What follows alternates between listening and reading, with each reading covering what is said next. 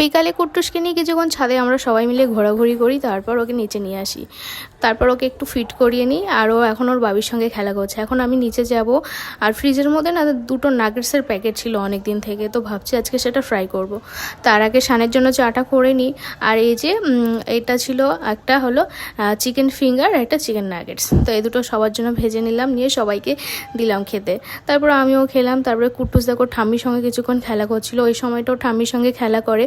তারপর আবার 8:30 9টার দিকে উপরে নিয়ে আসি, নিয়ে এসে আমাদের সঙ্গে কিছুক্ষণ থাকে, একটুখানি ফিট করে। তার মধ্যেও দেখো আবার ঘুমিয়েও গেছে আজকে। তো এইভাবে আমাদের দিনটা কেটে যায়। আর মানে আমার দিন তো আর সারাদিন কীভাবে কেটে যায় আমি বুঝতেই পারি না, কুট্টুসের পিছনে খেলতে খেলতে, ওর সঙ্গে দিতে দিতে। তো এই যে আজকের ব্লগটা এই পর্যন্ত ছিল। কেমন লাগলো এই ব্লগটা? আর অবশ্যই একটা গুড নিউজ তোমাদের সঙ্গে শেয়ার করব, তো তার জন্য তোমরা সবাই রেডি থেকো। আর এই ছিল আজকের মতো blog. Thanks for watching, by.